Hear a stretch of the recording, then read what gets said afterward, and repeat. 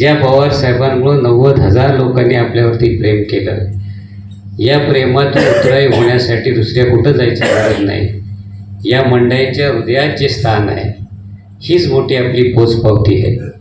त्यामुळे अशा कुठल्या गोष्टीच्या मागं जर जायचं असतं तर या अगोदरच एखादा निर्णय केला असता. पण महाराष्ट्राच्या इतिहासासाठी आणि महाराष्ट्रासाठी जे लढत आहेत या सगळ्यांना साथ देण्यासाठी मला समोरची लढाई किती मोठी याची कल्पना होती विधानसभेची.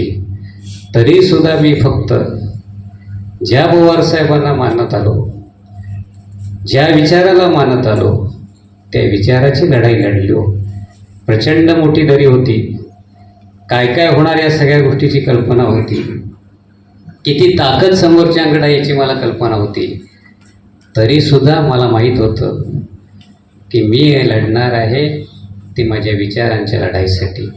आणि आज तीच लढाई मला पुढे घेऊन जायचं आहे. राजकीय स्थित्यंतर बदलतील राहतील काही माहीत नाहीत. त्या राजकीय स्थित्यंतरामध्ये आपलं भविष्य काही आहे ते माहीत नाही. पण एक मात्र निश्चित आहे की ज्या लोकांनी साथ केली त्या लोकांच्या विश्वासाचं काम ह्या पुढं करत राहणार. त्या लोकांचा विश्वास जपण्याचं काम ह्या पुढच्या काळात करत राहणार. आणि आदरणीय पवार साहेबांच्या पाठीने आजपर्यंत पवार साहेबांच्या पाठी जशा पद्धतीनं उभा राहिलो त्याच पद्धतीने याही पुढच्या काळात पवार साहेबांच्याच सोबत राहणार एवढं आपल्याला या ठिकाणी सांगतो.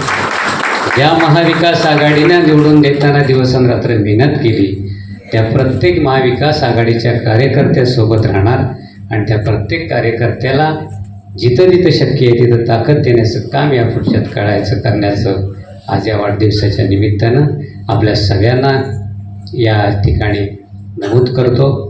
खूप प्रेम आपल्याकडे मिळालं, पवार साहेबांचा उमेदवार म्हणून मिळालं याची जाणीव माझ्या पाठी मला नक्की आहे. हे प्रेम आणि हा विश्वास जपत आदरणीय पवार साहेबांचं एक काम आपण सगळेजण पुढे नेऊ हीच त्यांच्या वाढदिवसाच्या निमित्ताने आपण त्यांना दिलेली फार मोठी गिफ्ट असेल असं मला वाटतं. पुन्हा एकदा आपल्या सर्वांना ज्येष्ठ मंडळींना या वाढदिवसानिमित्त आपण उपस्थित राहिलात त्याबद्दल नमस्कार करतो. आणि आदरणीय पवार साहेबांच्या वाढदिवसात प्रित्यर्थ आपणालाही उदंड आयुष्य लाभो ही या ठिकाणी सदिच्छा व्यक्त करून थांबतो. धन्यवाद.